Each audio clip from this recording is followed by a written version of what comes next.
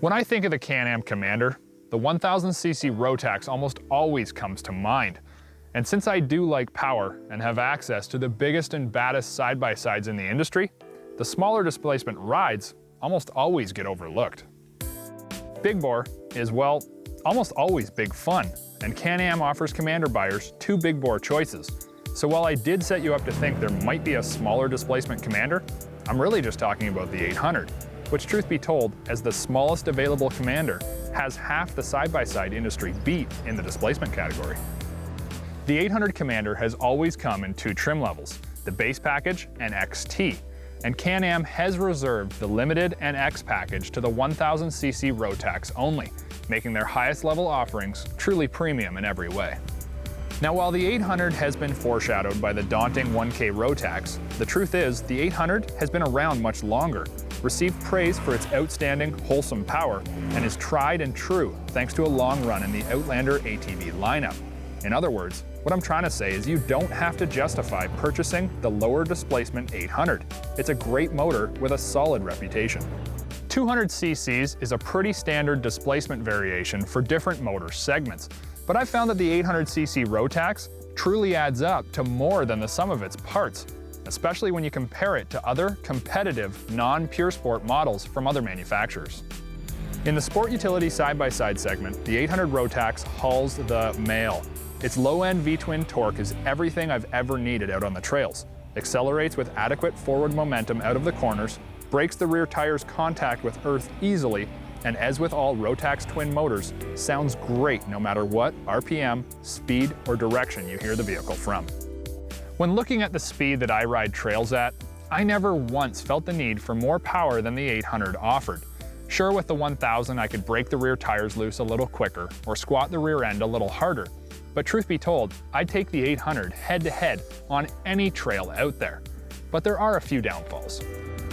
I'm still not sold on drive-by-wire and wish the response to my throttle input was a little more crisp. This is slightly more noticeable on the 800 that does have a little less torque. While on the flip side, in low range, I love the way the reduced power of the 800 crawls smooth and easy and isn't jumpy at all when maneuvering at low speeds like the 1000. While it may sound like I'm focused solely on the engine, it's because the difference between the 800 and 1000 XT Commander is strictly the engine. The XT package's upgraded Maxxis Bighorn 2.0 tires look aggressive and gnarly and are a great set of rubber. They help the 800 to grab the ground and propel you forwards when you stab the throttle, but they do increase the steering effort required.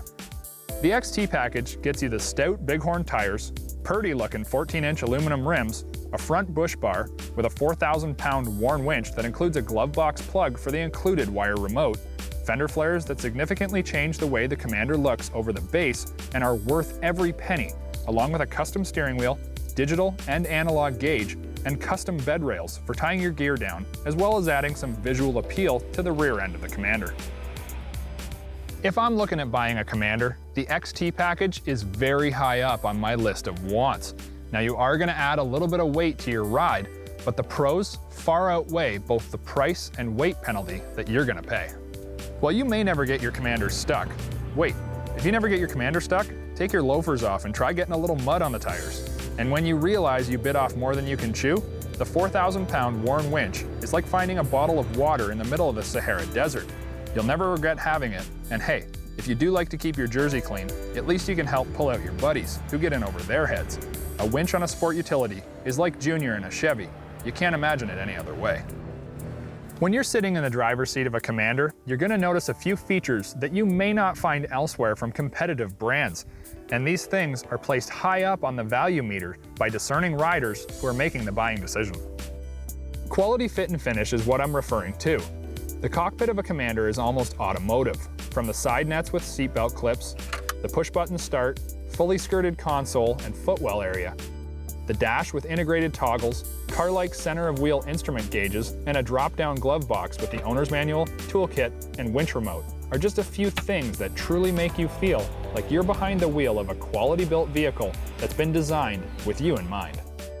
The one thing I really wanted to get across in this test ride is that you don't have to be blinded by the biggest horsepower available or the largest displacement motor on paper. In the off-road side-by-side world, There are few places you'll use any more power than what this 800cc Rotax has to offer.